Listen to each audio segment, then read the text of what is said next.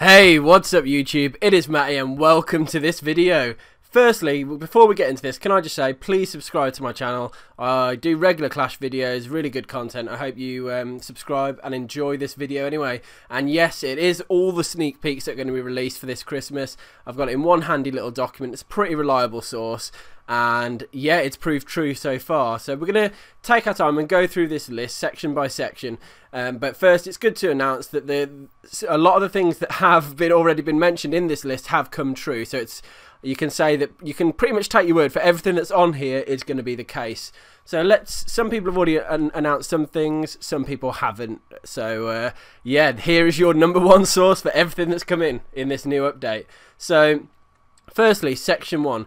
Introducing the layout editor. So firstly, a lot of people have been requesting this for a long time. Multiple layouts for both your home village and your war base. That is amazing. Being able to flick between war bases and have just different designs that you've got set up your favourites and just be able to switch between them really quickly is amazing. Make copies of existing layouts, build new layouts from scratch, and edit inactive layouts at any time. You know, this is really just expanding on being able to save those multiple bases, and it really helps for clan wars, especially, I think. But being able to switch between a farming and a trophy base as well, all these things, it's brilliant, and it's been requested for a long time. Now, new goodies. You're going to be aware of what these are anyway. So, or the first bit anyway, the level 12 gold mines and elixir collectors. If you're not that impressed by it, just think of this. Think of more loot. They're going to store more, they're going to get full quicker, and with that in mind, you're going to get bigger loot raids. So that is absolutely amazing. So that's a good start. I don't use collectors for resources myself, but I farm collectors, and that's the more important thing for me. And then we've got a new one, the new troop level 7 giants. Can't wait to see what they offer. Giants are a great troop anyway. Level 6 is a huge jump up from 5, and 7, I hope it's a nice big jump as well.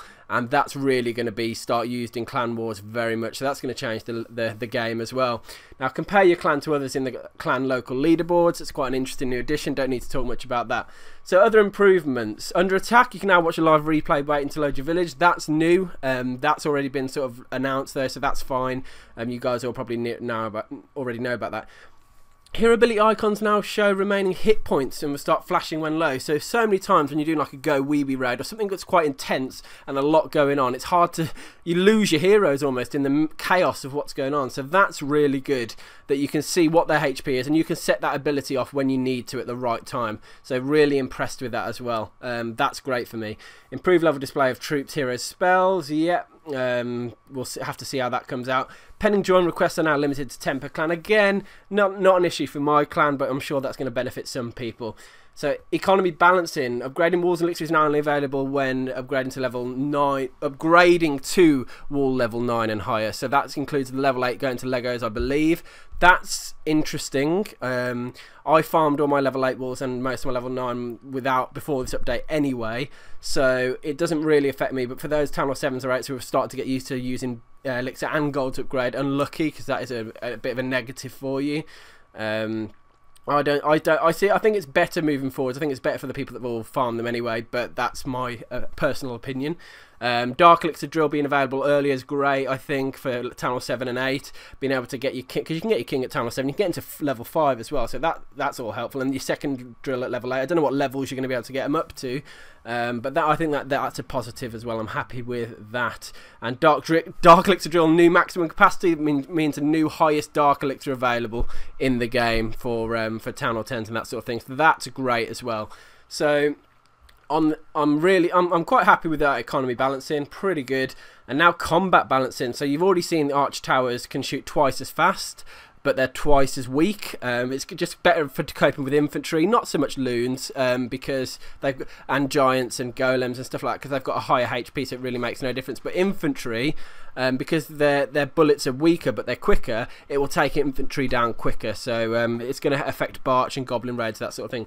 Inferno towers can now shoot for a longer time before being depleted. That's, I suppose, it's going to be useful in less so much in war, because it's very rare in war that you deplete Inferno towers, but hey ho. And they've done a load of HP balancing as well. See, army camps heavily decreased, but then they've increased cannons, barracks, labs, spell factory and dark elixir drills, all of which had pretty low HP before. So that's going to be interesting to see how that works when you're farming or when you're trophy pushing or whatever. I think we're going to need to see what HP differences we've got. And it says many of the buildings there as well. And finally, the lava pup. So the HP has been slightly decreased. So that's the lava pup, not the lava hound. The little things that spawn when the lava hound dies. So a lot of information here, guys. I suggest you go back, you read through, have a think about it. Some great things in there. I mean, my favourite's got to be the multiple layouts. That's been coming for a long time. Level 7 giants, I think it's going to be interesting to adapt into clan wars. Gold mines, obviously, that's great. Because not for me using it to collect, but more for me farming. That is a great farming thing for us, guys. And trust me, it will be. Watching when you're under attack, it's nifty. It's not. I don't really care that much about it though. And most of the other improvements, I'm not really that fussed about, except that hero ability flashing. I mean, that's again a nice to have, not a needed.